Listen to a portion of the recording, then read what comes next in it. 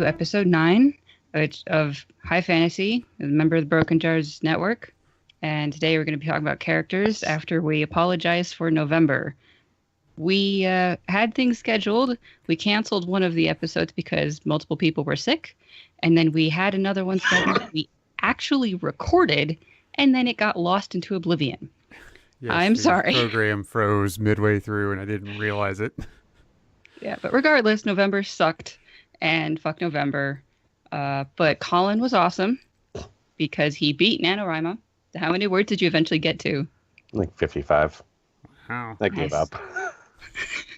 Yeah. We recorded on the 27th, and you were at like 51 or something, and then it's like, yeah, okay, you did it. Good. And that's about how I kept my writing going. I did it already. Yeah. Have you been productive since then? Has anyone been productive? I've been a bit productive. Getting things moving with Cortex. Finally getting out of a bridge section, and now I can get back into a set piece section and, write interesting things about trains and going really fast and stuff. Going really fast in the story while going really fast on a train? Is it an allegory? I don't know. But at least you kind of know what the train scene is since you've read the short story. So, but I'm going to take that and expand it considerably. Well, what I've seen on the train was actually very different than I think you have, because what I have read so far of the new stuff has a lot of the bulk of what happened in the train just mashed up and put in different pieces, and I liked it better. So it's like, I'm actually not sure what's going to be on the train scene. Well, yeah, but you kind of have an idea of where it is in the story. I'm not entirely sure what's going to be in the train scene, but it's going to be interesting. Yeah, and you'll have my editorial comments eventually. I haven't done anything with it. Hey, you got all this free time. I know, but I'm also like, so it's terrible. I'm bored and uninterested in doing everything, so I do nothing. So I'm bored and I stay uninterested in everything, and it's terrible.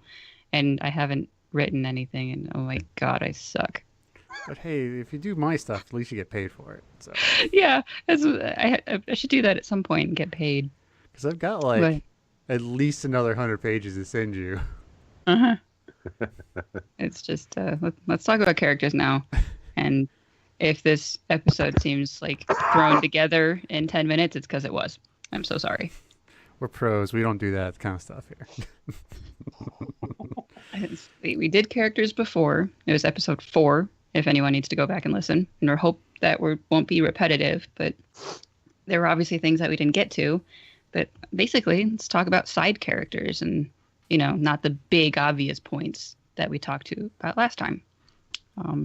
So do you guys have any tips or perspectives when you're making a side character versus a main character?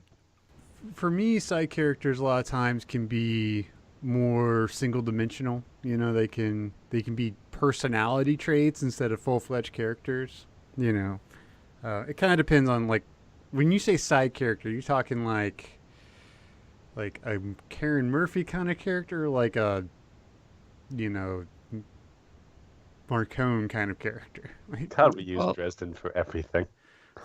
Well, all 3 of us have read it, so it's a good reference point, and probably a decent amount of our listeners have also read it. Is Butters a side character, or is he a main character? I'd say Butters is more of a side character than Murphy or Marcone, I'd say. Okay. Michael, I'd say, is more of a side character than either of them because he's in fewer books. Well, but even I don't know about that's Butters, a good example because Michael, he's fleshed out as a character, but he's not an overly dynamic character. He doesn't change much. He's more of just a personality with a backstory than an actual person. Sort of. Have you read the short stories? I have not. Okay. It's the short story called The Warrior, I think. I forget that. Well, it's when someone decides to kidnap Alicia, Michael's second eldest daughter, and he actually uses curse words. That just to show the gravity of it, Michael swears in that short story. So he's dynamic because he's got a flaw at a very specific point when his family gets threatened. When his family is fine, then he's like the good Michael that everyone thinks of. I could see that, So but still, I mean, he's not as dynamic as like a Harry or a Karen is. yeah, I'd say that. Yeah, it's hard to pinpoint who is a side character in Dresden because there's so many reoccurring ones. Say everybody but Harry, but we had this conversation last time. Yeah, the one that got So, lost into the that void. was It's lost, yeah. arguing is Maggie a plot point? Everyone's a plot point. Everyone is a plot point. But, you can also look at side characters as just like, window dressing almost. Because, like, Boba Fett, right, in Star Wars, he's window dressing, but everybody loves him. Yeah, Just watched that last night. that's a good one. Like, I don't even think he said anything in the original series, right? He was like this voiceless person. A couple lines. Yeah, he's got a did couple he? lines, yeah. Okay, I don't remember No much. Good to Me dead. And Vader talks to him like, no vaporization. And he's like, Oh, wow. Okay. It's been a while since I watched those. I like Boba Fett for as little appearance as he has. It's the reaction of the characters around him that tells you everything Yeah, you know about him. and it's like, I don't know, maybe like his motivation seems one-dimensional. He's just a bounty hunter. That's it. But his reactions of everything do point to him being a full-fleshed person, which is really good. And now it's coming to mind is like we had this short discussion of Doom on the episode that got lost, about like the character that you play. It's not a role-playing game. Not exactly. It's very straightforward. You go through here, you shoot the monsters, and you have a purpose. You don't have a face. You don't have a voice or name, if I said that. But once in a while, the character that you're playing shows personality and how willing he is to destroy very valuable things and piss off the very valuable or rich person on the other side of the comm. And it's hilarious. It's very small things that you can do to show a lot of personality. And you need to use that a lot for side characters because you can have more time with bigger characters, I think.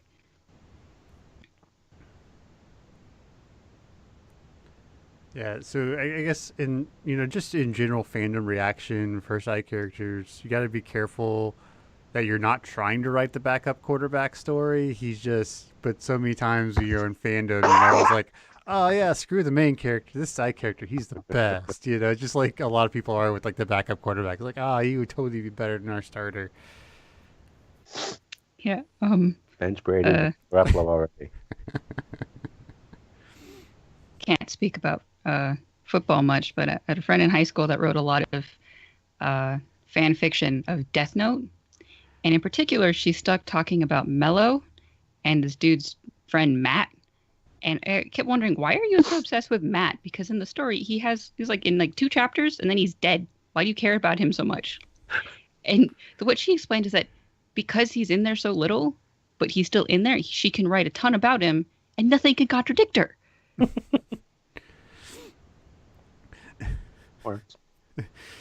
It's sort of the Firefly effect. Like Firefly and like a lot of side characters, they're around just long enough to like get to know them and they leave before they start annoying you. It's like that really really cute girl you met in college and then she like left or graduated and like she wasn't around long enough for you to hate her, but she was hot and nice to you, so you like her a lot. But there's nothing negative to think about.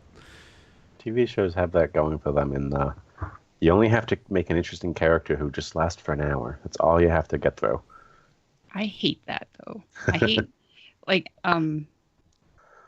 thinking about Dresden. The Dresden Files TV show was supposed to be a serial thing in which they followed the stories of the books and they would have put like the first 2 books in one season, make it kind of longer and stuff.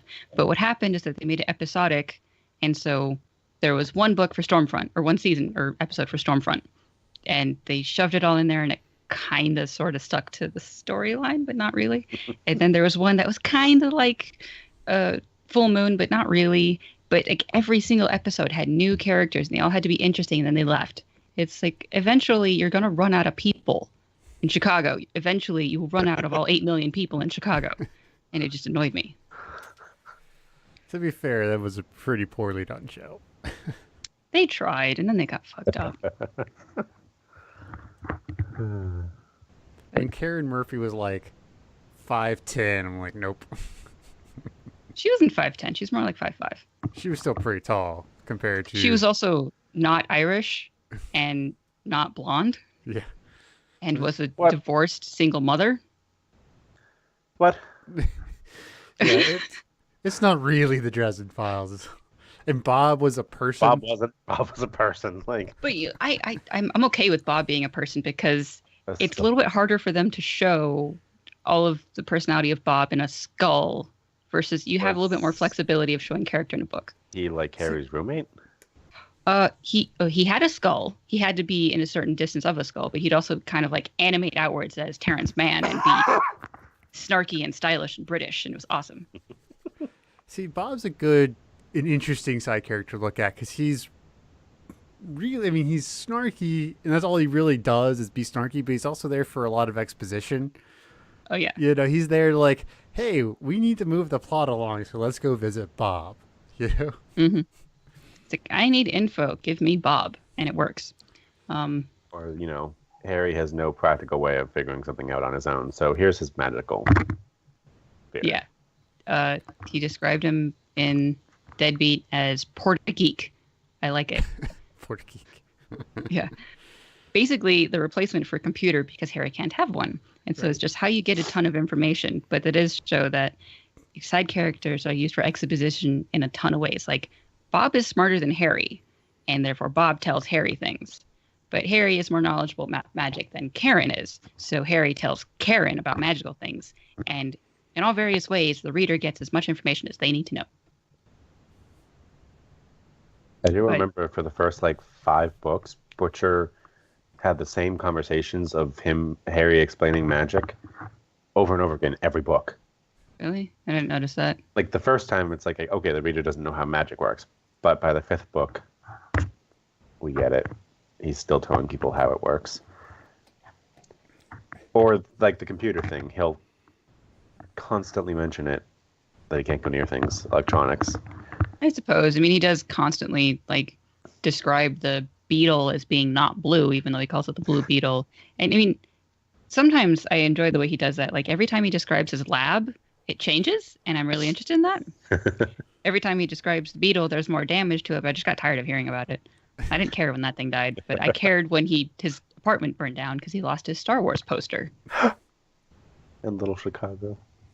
Well, we're not so sure about that one. But Star Wars poster, man. So what about non-character characters like the Blue Beetle or the Millennium Falcon? These things Does, are kind of characters, but they're not. Mr. They're characterful accessories, I guess. But a lot of people, they relate to the Falcon or this inanimate object that flies like Lightsabers. X-wings or something. Star Wars takes lightsabers are something that are self-explained and signify so much just when they're on screen. And they are very, I mean, you almost get the feeling with the way Star Wars is done that the lightsabers are almost alive. There is some force presence inside of them. And they tell you everything you need to know about the character who has them. Yeah. I always thought that was weird and a little dumb. It's like, if all you need to know is that the character is a bad guy because he has a red lightsaber, it's like, geez, just change the color. True. But, I mean, when I grew up, my mom told me that they have to make them. She probably got this from the Expanded Universe books. They have to build them themselves. Therefore, you can control them. They're just mechanical, right? And you can change the color. Why are the bad guys always red? Probably because they get their crystals from wherever they get their crystals from. Oh, they have crystals inside of them? Yes. Yeah, that's what defines the color. Oh. See, I only watched the movies. My mom's the one that read the books. She never told me that. Damn it, Mom. Okay, am I going to be on Wikipedia for the rest of the day now? It's happened before. I mean, these character things. But then there's also characters who really, really attach to their guns. Jacob. Yes. That I mean, naming your gun is a little it's a little weird. It's also a little expected, I think, of those type of tropey characters. Not to say it's bad, but Jane. Well, to be fair, this gun's been named for like 700 years. I mean, I mean, I don't know. namings- swords always have names. swords always have names. I don't have a single named sword in any of my stories. Well, that's why they suck. Ooh. Granted, I'm not even Really, a it's fantasy just story. one thing that's missing that would fix every single. I need to name something. Yes, this futuristic sci-fi with aliens attacking needs a named sword. Yes, Exactly. it'd be some kind of like sword made out of light, since you're in the future. It's not that much in the future. It's 2070s. So You can't make sabers in the 2070s.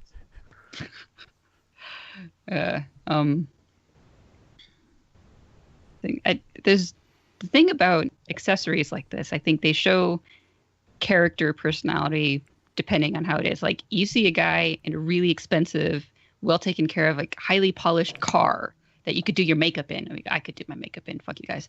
That like it tells you a lot about the character. And then like you see how he's dressed. Is he like actually really rich and is someone else is taking care of it probably, or is he actually really poor and he's taking care of it because it's his pride and joy? It tells you a lot. yes, it does. And I think that's like the joke with like the Millennium Falcon of like it's a piece of junk, or like no, it's not. Oh, it is, but Han Solo loves it. It's super fast. Does he love it because it's fast, or is it fast because he loves it? Yes. Get The zen answer to about the Star question Wars. is maybe. No, he loves it because it's an extension of who he is. It's true. Yeah. Smuggling vessel that smuggles for a smuggler. Yeah. Also, I mean, it also kind of depends on which accessory it is, because if you're thinking about Dresden again, they have to make all of their stuff. So, like Harry's staff might not work for anyone else because he made it for him, and therefore it's obviously very personal. Right, but the staff is just a focus. I mean, it's not inherently magical in and of itself. Well, his later one kind of is. Yeah, he kind of does some rune work and whatnot. Yeah, like his rings and all of that. Like they've got their stuff in it. He gets That's like awesome. seriously technical as the series goes on. Like he just starts busting out everything. Sort of. I mean, like everything up until changes, and then he loses everything, and then he has to like do it raw without any focuses, which was cool. There is a reason I have a Justin podcast. I need to not do it on this one. Ugh. Go listen to that Yeah, one at good Broken Jars. examples are good examples. All right. I mean, what's like the side character that you hate the most? Hate the most? Oh, Dobby. Oh, it's Dobby. You're literally Satan. I just find him annoying. He never got to the end, though. He stopped yeah. at like book 4. But even in the movies, he's annoying as fuck. I mean, house elves are just kind of creepy to begin with. yeah, I don't. That doesn't mean they don't have feelings. I do not like Dobby.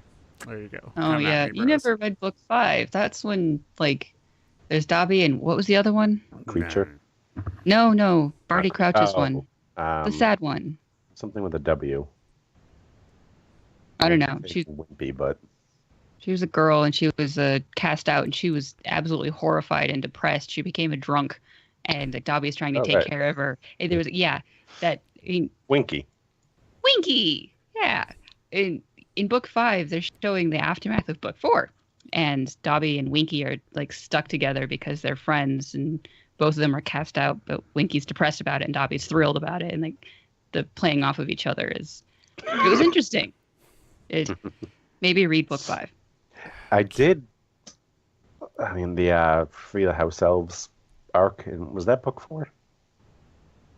With Hermione wanting the whole house elves are all enslaved, and I think it was multiple books, honestly. the one when she had the whole House Elf Liberation Front. that I don't know why that just annoyed me as a plot line. I don't know. Because a lot of, I mean, now that the series is done, people are doing what the Dresden people are doing, or probably were preceding it, and then like having to argue about it, the lore and everything. So people are saying that the entire story is allegory for racism, with like the mudblood. There's also the same thing going on with the House Elves. Yes, it exists, but I'm not sure that's the point of the story. I vaguely remember reading people arguing on Reddit about it, that was kind of confirmed, that it was supposed to be allegory for that. But I'm not really certain. I mean, I'm like 5% certain. It makes sense. I also really dislike Toot Toot in the Dislike Desert Files. The fairy. Toot Toot? Why? I don't know. I think it's the voice. You just don't like little because creatures. you don't read the books and you only listen to them. Oh. So he doesn't like the voice, he doesn't like the character. Hey, So I you mean, don't Stephen like- Fry doing the voices in Harry Potter was awesome. I just don't like. Oh yeah. I just don't like Dobby very much. I think he's an annoying character that doesn't need to be in there. I think you missed a lot of his growth. So, yeah, and then if you have a heart, then you'll cry about him, right? You have to have a heart to have that. So. So what about No you, Alex? question. What are some side characters you just despise? I'm not really certain because it's depending on, like, is it the character I hate because he was just badly made, or character I hate because he's an asshole? Doesn't matter. The character I hate because he's an asshole at the moment that comes to mind is Rudolph from, Dresden. One's Rudolph. Rudolph the brown-nosed reindeer that got out of SI and internal investigations, and then he was Right. making life hell for Karen. Mm-hmm. Which, yeah, Jim's told us that it was just normal human things of why he was so angry at SI and not anything magical. Therefore, he's just an asshole.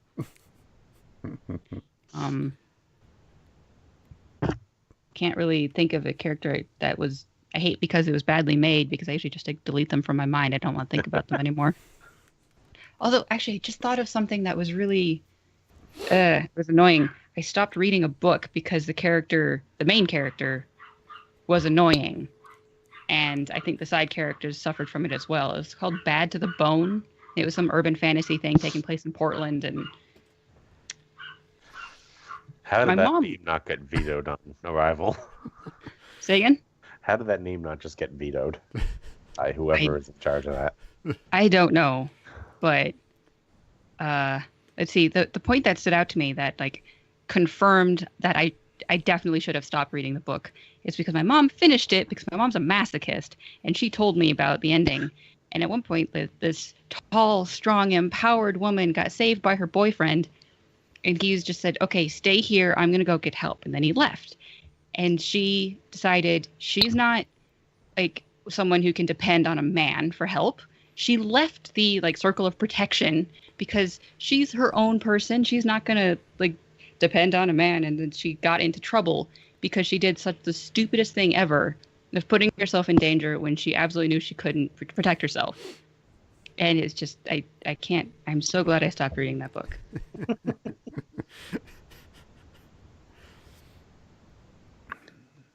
Or maybe it was Magic to the Bone. I don't know. It's something to the bone. It took place in Portland. That sounds awful.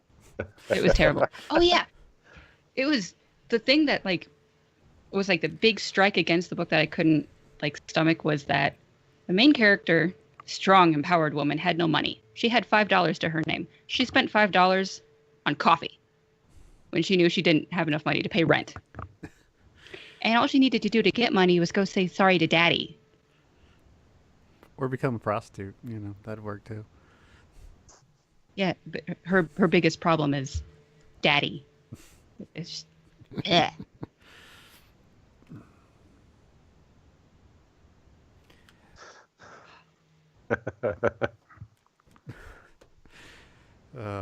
Colin, what about you? You don't think you've given us any characters you just hate, like side characters you hate?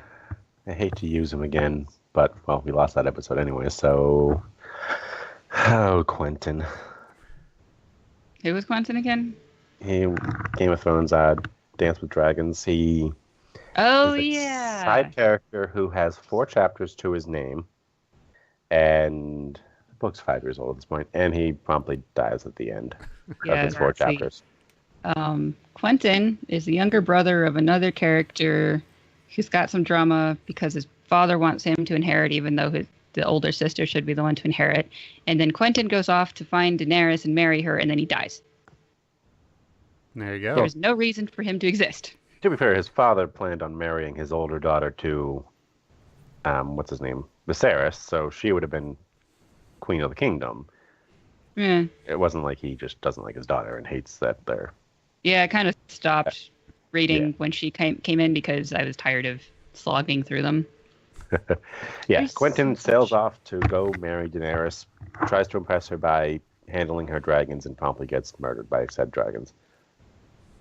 That's the entire summation of his arc, and So you dislike him because he's useless. yes. Okay. Because at the very least, you get to see him die. No, he, suffers for a couple Oh. chapters of other people talking about how he's just slowly dying, and then he eventually just dies. Oh, okay. It's not even swift. It gets dragged But- out because everything gets dragged out with Martin. You For can't just books fucking that are already very large, very complicated, with lots of characters, he just stood out as one more character that really didn't need to be there. Yeah, there's a lot of those. Yeah. I mean, there was a character in it that I really liked, but how Martin handled her made me stop reading it because I really liked what was her name? Brienne. Yeah. I really like Brienne as a person. When she's with fucking what's his name? Jamie. I'm sorry guys, I'm terrible with names right now. She's interesting because they're playing off of each other and they're showing the contrast, and that's fun. That's what characters should do, showing contrasts.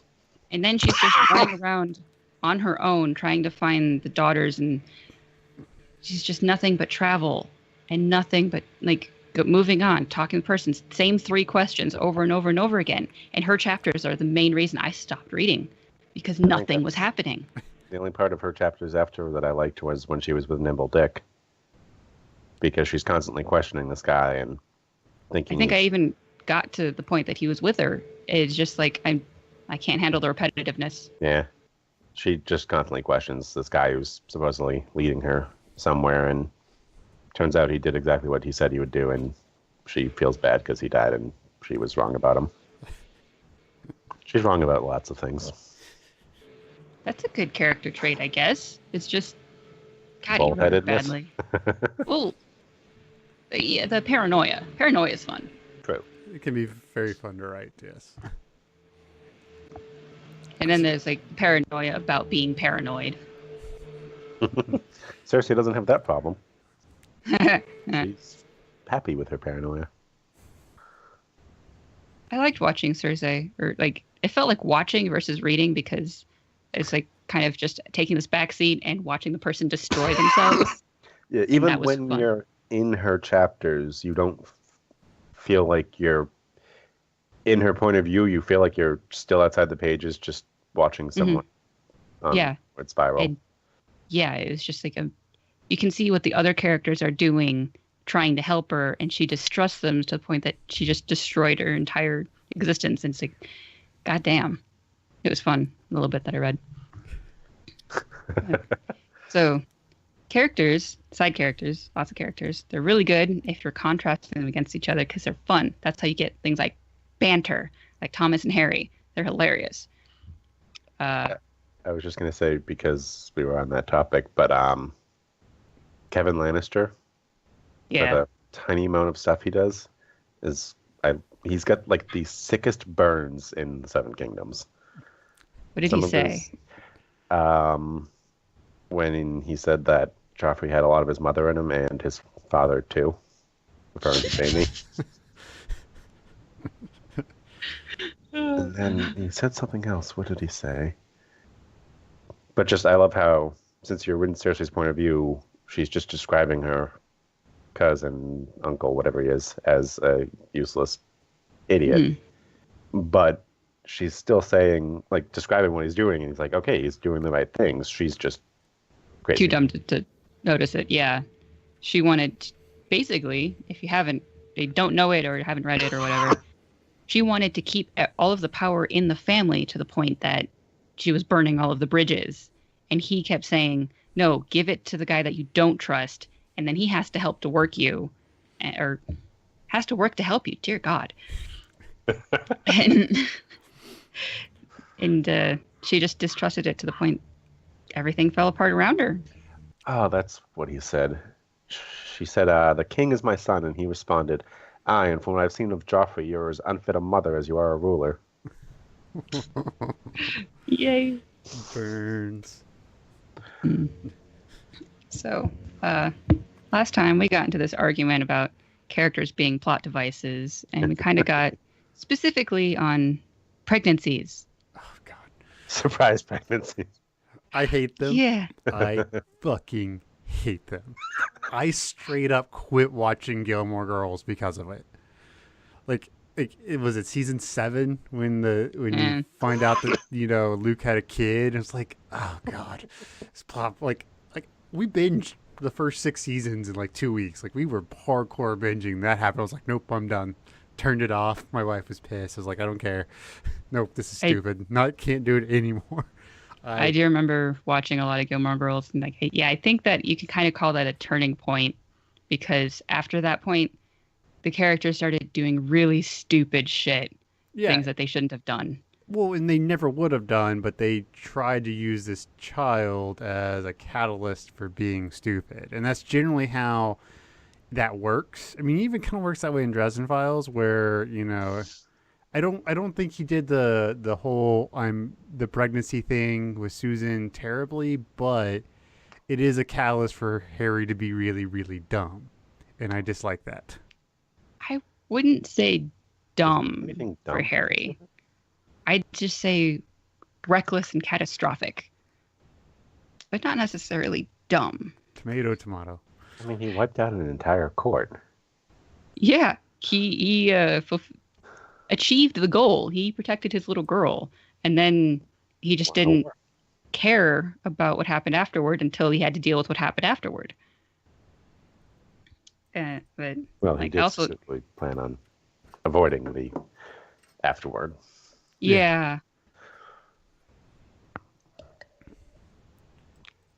That just makes me happy. All of it. It's like, you thought you could get away. No, I didn't. What other surprise pregnancies are there? But it's weird if you call Susan's a surprise pregnancy, because in Blood Rights, the book after Susan would have gotten pregnant, Bob makes this joke of, you can't put a spell on a child if you don't have a child. And I love it. I mean, like I said, he did it better than most, but I hate the surprise pregnancy. I hate it. And when they did it in Scrubs, it was stupid. I hate it. I hate it. Are there any other books that have surprise pregnancies? Do what? Any other books with surprise pregnancies? Actually, I thought of a book that has surprise not pregnancies. Well, sort of Come again for Big Fudge? What was the series? Robin Hobb, Assassin's Apprentice, and the third book, what's her face was pregnant, and then she wasn't, and that was terrible. Remember the princess? She was pregnant. It was stillborn. You told me. Was this the last book? Yeah, because I didn't read the last book, and you told me. Yeah, I've purged most of that book out of my mind at this point. Well, yeah. There's the princess woman. I cannot remember her name. Like everything else, and a lot of things depended on her being pregnant because they needed a child, and then bad things happened in the capital, and she ran away. And in the third book, you find out the baby was stillborn, which is terrible. And then things go about happening to make her pregnant again. What was the queen's name? I don't know. Yeah, because you never read those books. No, I did not. The first two are worth it. Oh, the second book is amazing. Catrican? Yeah, Ketchikan. Yeah. Ketchikan. Oh, right. She Oh, was that fun. last book. Does Verity count as a side character? Probably, since he's like not in anything. Wait, But oh, Verity, Verity. the good Fritz, uncle. Yeah. yeah, Yeah, Fritz he was Verity. awesome. The last book, his. Okay, I'll qualify my statement. He was awesome in book 2. Yeah. I mean, book 2 was fantastic. That's amazing. Book 3 needed a knife about halfway through to just cut and then redo the whole first half. It was too long.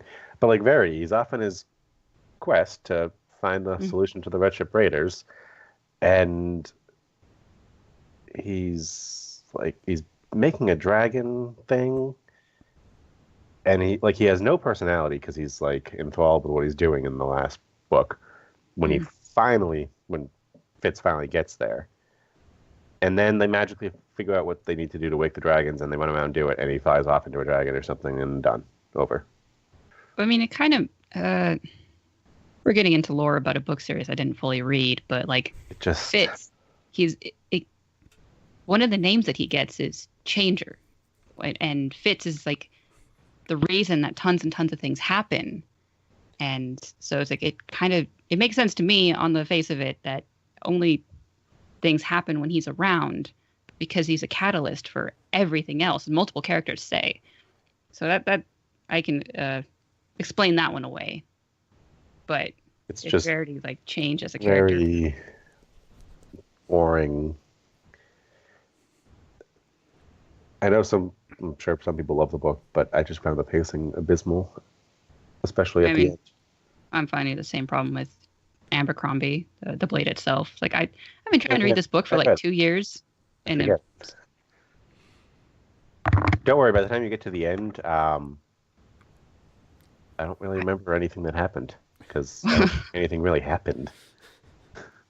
It sets up for the second one, which I still haven't read, but I mean, people keep saying that the characters aren't the tropes that they look like, and that if you keep reading, all of a sudden it's amazing. But it's like, it seems so predictable. But actually, there's an interesting point about the Robin Hobb story. What was it called? Whatever. That story is that the characters that are royalty often have names that are of specific traits.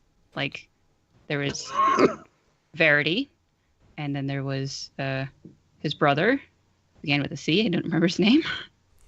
Verity and Regal. Chivalry. Fitz was Chivalry. Chivalry was Fitz's father, and then Chivalry was all suddenly dead. And then, I mean, he had the personality of being chivalrous as well. Yeah. And then he, like, all of a sudden he has a bastard. It's like, what happened? And it's weird.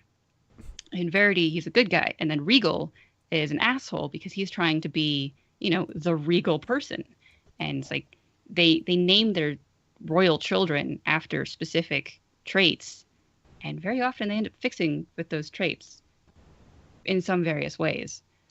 And she gets away with it, but I'm not sure many other people would. True. I mean, there's Charity. I mean, she's a great writer. Yeah, but like the only other person I could think of that like did it well was Charity Carpenter. By the way, Glokta is one of my favorite characters. He is good. It's just I'm tired of everyone else. Glokta is fun.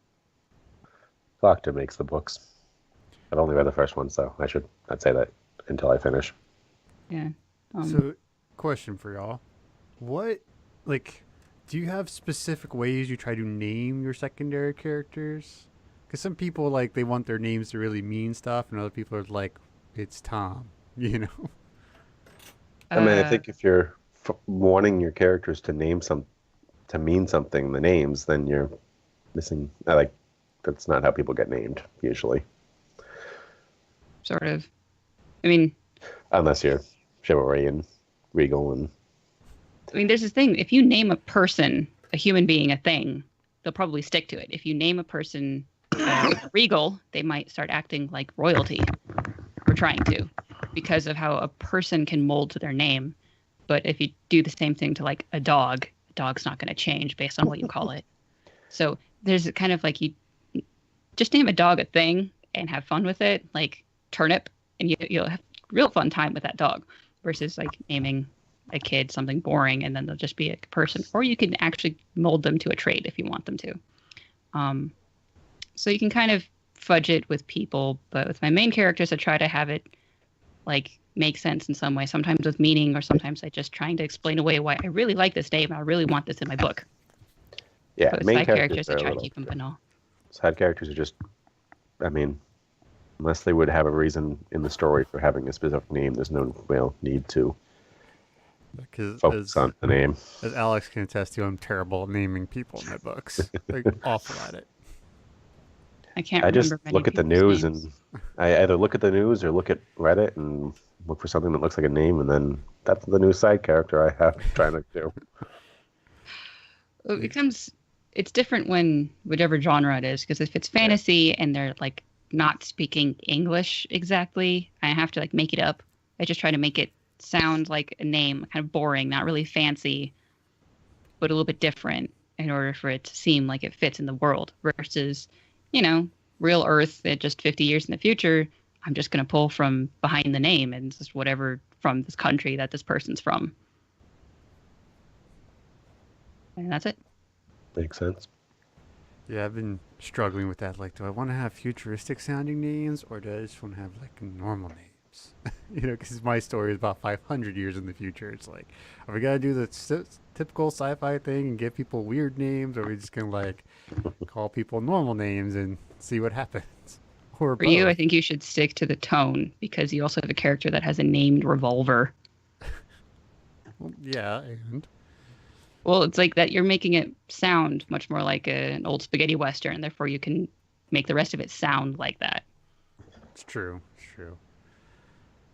And what's wrong? with Coherency, I mean, internal consistency makes more of a is more important than overthinking it. I need more caffeine. And what's wrong with naming a revolver, woman? It stands out when you're talking about space travel. I mean, this train scene you keep talking about, it's a train, it's on Titan. Yeah. You have this mix of old western and futuristic, and you should like make the tone mash up in the right way. You've watched Firefly? No, I haven't. You haven't? No. Woman, get to watching. The one, like the punk mercenary guy in that has a big gun with a name that he loves. He calls her Vera. I'll trade you Vera for. He's trading a gun for a woman. Not just any woman, Christina Hendricks. True. Oh, well, yeah, that makes sense. I mean, easily won't, won't go there. But anyway, Not the topic of this podcast. yes. She did make a good side character, though. She made a great side character. How did she do it? Is she just being Christina Hendricks, or is she actually like a different character? Because it always seems like she's the same person, which is awesome. You know? She very different from who she played in Mad Men. Oh, I haven't seen that either. I haven't seen Mad Men. Man, that show was great for like 2.5 seasons and it just got terrible. Kind of like Dexter. I have not watched it happily, but I don't think anything can get as weird as Dexter got. From what I understand, I only made it to about the 4th season and I was like, screw this. Okay, but from what I understand, it started out with this really fun dude that's like killing people because he wants to, but he's also like trying not to get caught because he's also working in cop stuff. And that's interesting. And then it ended with him on a boat going off to be a lumberjack. Yeah, with his sister person. So yeah, my wife finished it and she was very upset. Yeah. But like the first season, it's a really cool concept because he knows he's a mass murderer. Like he knows he's gonna kill people, so he starts killing bad guys. Yeah. Vigilante. People like vigilantes, sort of. I love that argument though. Like the arguments of like, is it vigilantes worth it or not? Those are fun arguments to have. Well, ask people in the Philippines right now if vigilantes are good. See, it's a fun argument to have. What did I've missed something. The Philippines? Do you know what's happening there? No, apparently not. Oh, President God. hates everything related to drugs and is leading a giant crusade against drugs and Yeah. is encouraging people to go out in the streets and murder anyone they know who uses drugs, and that's what's happening. Oh wow. So people are being murdered in the streets, and just because they were accused of using drugs. Man, So he's also pissing off America, saying that like they don't need America's help, and they're gonna like try to Obama's a get son of a bitch. and He's kind of like serious, like China's help and all sorts of things. He's pissing off everyone, and no one wants to deal with him, and the Philippine people are suffering. It's like that But- weird, crazy kid in class, and it's just like he's there, but you just don't acknowledge him. But somehow he became class president. Yeah. So I thought of a fun thing to talk about with characters and side characters is the Witcher games, because those things are awesome. I fucking love the trolls. Oh God. The trolls, they're dumb. They're one dimensional, sort of, and they're the most entertaining things ever. They talk in this broken English that is amazingly entertaining, and they have like a single purpose mind whenever they do anything. But they're like chimps that are a little bit dumber but have more speech, I felt bad and for they're the giant and green. the one on Skellige where the miners went in and all got promptly murdered, and it's like, Mhm. well, the troll doesn't know better.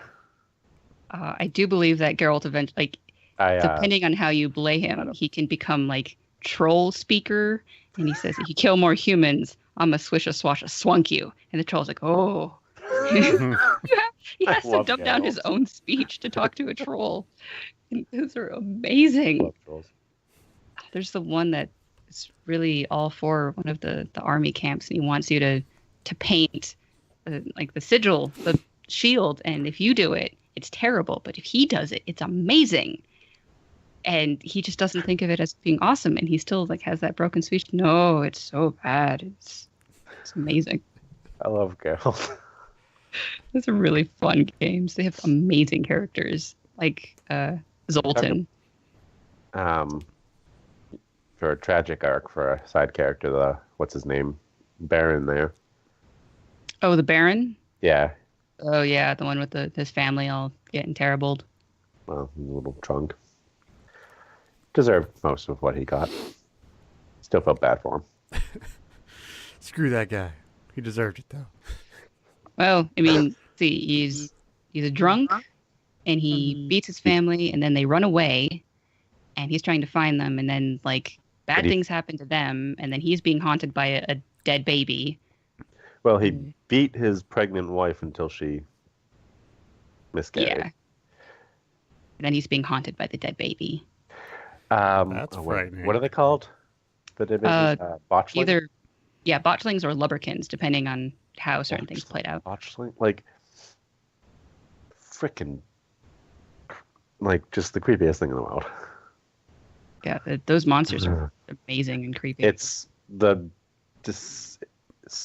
like the stillborn fetus warped into a monster that hunts down and drinks the blood of pregnant women. The fuck? I know. Yeah. So, like, when you go to solve this problem, there's this fetus creature that you either have to fight or what do you do? Put it under the threshold of the house and bury it? So it Yeah. becomes a leprechaun? Let's see. He had to bury it, give it like proper services. She had to be And name named. it, yeah. Yeah, the father, the one that killed her, had to name her, and like he was remorseful, and like he had a nice character arc. Yeah. And then he had the lubberkin that was actually protecting the household because she was part of the dynasty. Good, it helped him, at least in my playthrough. I had to do the nice thing, and I had to watch my friend hang. But I got his Gwent card afterwards, so that was good. What are these Because I games? couldn't beat him I could not The beat Witcher games, These You need to sound play 'em. really fucked up. they're Yeah. amazing. It basically takes the monster myths of every culture in the world and makes Yeah. them reality. There's a lot of So it's Polish Dungeons and because Dragons. it was Yeah. written from a Polish guy, so there's a lot of Polish things and like Czech stuff, and then there's also a ton of Welsh because there's always a lot of Welsh. So much fun. Yeah, and it's really good. You should play them. The first one as a game isn't that awesome, but you know you can import Is it it into the like second open game. world sandboxy, or is it more like linear? The third one's completely open, Yeah. but it has a quest, like a main story that you go through, and tons of side things to do. Oh yeah. Maybe. The first two Oh are a my little God. bit more linear, but you can still like choose whatever quest you're gonna do. If Did I you can ever do, get off my Dota 2 obsession. Did you do Hearts of Stone? Yes. Oh, I mean, okay, I watched Damon do it. Okay, because talk about a fantastic story. Yeah. Though that was also amazing characters themselves. That, Yeah. Feel- the bad guy, Gaunter O'Dim. oh my God, he's creepy. He's like, he probably is He literally is the devil. He is the devil. Yeah. And he makes a bargain with you, much like a fae. I had this argument. It's like, he seems like a fairy. And he's like, no, it's just the devil. What are you talking about, fairies? It's like, Dresden, fairies, come on. He's the devil, so what he does for kicks is he goes around fulfilling people's wishes and adds in horrible consequences to everything he does. Of course. Mhm. Just Yeah. for shits and giggles. But Because he's the devil and he's an asshat.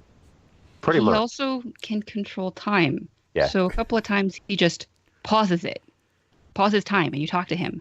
And at one point, there's this character in a bar that keeps interrupting him. So he pauses time and sticks a spoon in the dude's eye, and it looks like a glitch. It looks like the game is glitching out.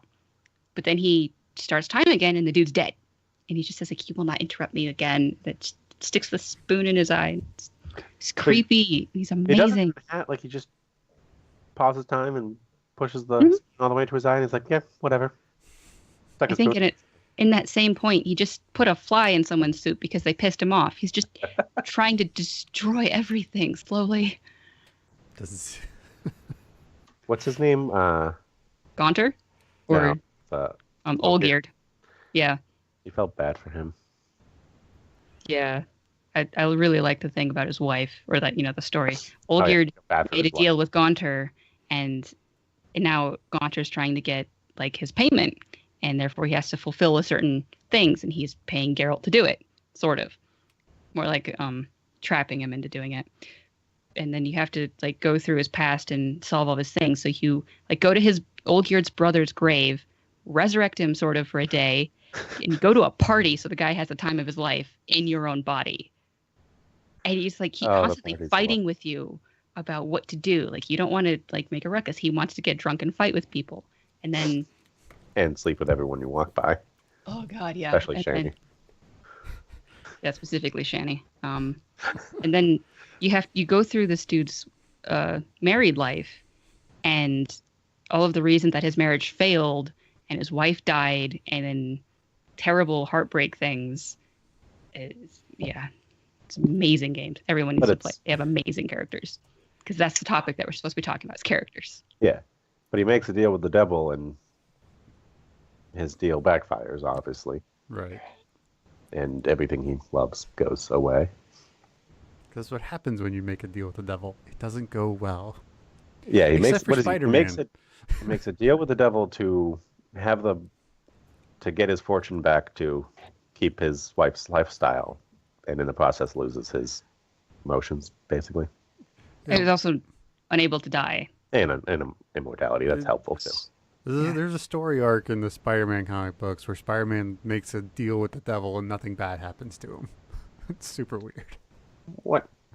That doesn't no. Every time that there's a deal, it has to be bad. It's like all of the happy books do that. I mean, I call them happy books that make me happy. It's like there's something that gets like wrong. Make a deal with a fae and then it happens badly. Telling you, you scared me, Alex. Like these books make me happy because people die and there's murder It's not and that they it get dies. screwed. It's like you don't like. The part that makes me happy is like in Hearts of Stone, he tries to be very clever about when Gaunter can get what he's paid. And he says that they have to be standing on the moon. How do you get to the moon? It's not possible, right? Well, what Gaunter does is tricks them to be standing on like this mosaic of a moon. And that's enough. So it's the clever thing. How do you trick them into doing it, even though, or say it cleverly enough that they don't do it. I really like the clever things. Telling you, cut you in your I sleep. have never stabbed anyone. We sure. There's I'm like pretty sure. 2 time zones separating us, so that's good.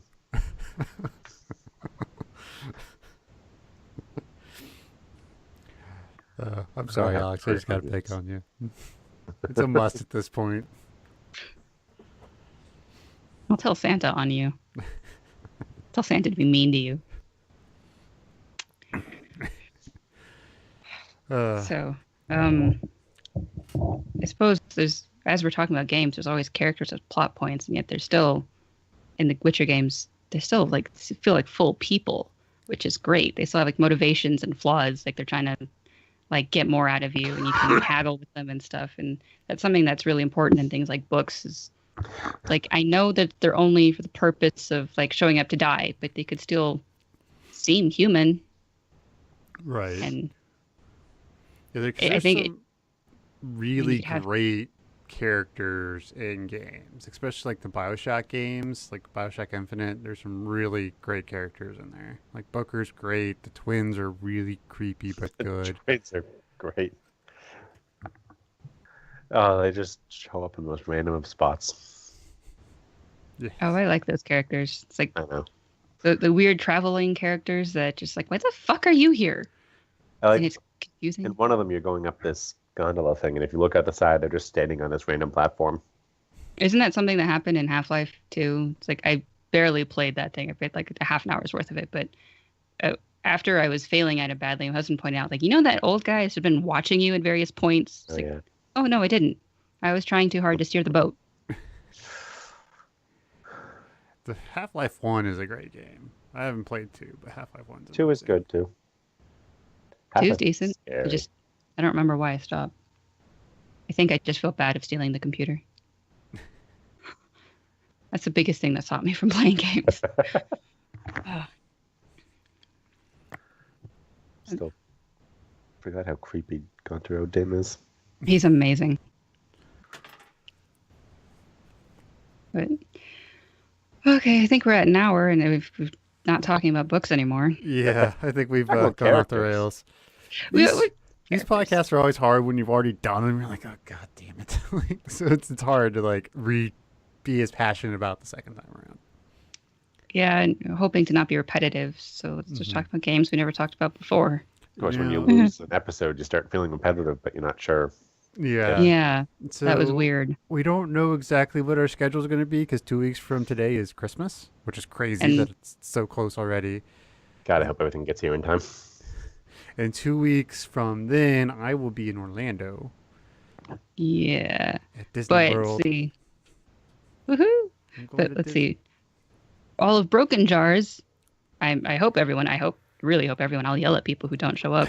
It's like we're gonna do like this Secret Santa exchange end of the year thingy. I hope, and Get really schmammered and talk shit. yeah, and we'll talk about like the year of Broken Jars since we started in January, right? So- Yeah. Yep. We.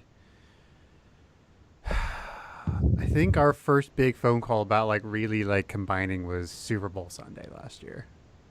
Something like that, yeah, because we did a Dresden podcast on Super Bowl Sunday, and I think that's right around then is when you started talking about it.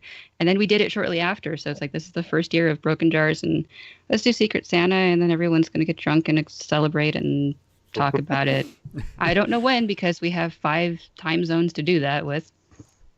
I mean, if you want to talk about like time zones, I mean, between you and Andreas, yeah, is it's like 5. what is it? It's No, 5. between me and him, it's 5. Between you, it's like 7, right? No, not 5 hours, 5 time zones. Yeah, I know. But wouldn't that be ours? Wait, I don't know. Whenever I send a message on Slack and it's like, oh, by the way, it's going to be over 5 time zones. It's like, yeah, I know, whatever. So I always think it's Where is he? maybe Denmark. I mean, because that's like way over there. Let's see. Okay, I don't know what Slack is saying, but yeah, because he's like GMT and I'm GMT minus 7. So it should be 7, but I don't. Yeah, that's Slack about is right. lying to me. Yeah, because he's UTC +1 and you're -7, right? Wait, that's 8. I don't know. Yeah, I mean it's a lot of time zones. Well, Yeah. what time is it? It's 10 of midnight there. It is almost 4 p.m. right here. So that's 7 hours. Yep. Cool. or 8 hours. Yeah, whatever. The riveting conversation to have on a podcast. What else did we got going on? I'm doing more Dresden things on the 17th, which is like 6 days from today. And it's going to be Jacob's brother again talking about religion in Dresden. Cool. I didn't realize Whoa. he was coming back on so soon. Fun month. Yeah. And doing it a little bit earlier in the time zone so that Justin can go to a party since his baby turned 1 year old like yesterday, I think. Man, can't believe we've been doing Yeah. this for a year already. Great Scott still doing things next Yep. week, right? Mm-hmm. The So- 17th? No, 18th. So come get your officeness in. We are in season 3, so it's a good time to be listening. So yeah. I didn't know I was so far ahead of you guys. Still not finished, but Oh, I didn't know you were watching. Where are you? Michael left. Okay, so you're what, season 8? Yeah, Who's the manager? Andy. Okay, that's season 8. Yeah. Yeah. Got It's fun still, but then we just like I'm stopping for a few months. Well, if you ever want to come on, you're more than welcome to. If you want to give a fresher fan perspective instead of people like us who have seen it like at least 10 times. I shit you not, I've seen it at least 10 times. End to end. Yeah, I just have the same conversation with the Dresden people. It's like, oh, you've only read it 3 times? Ah. I've only read it once. Same.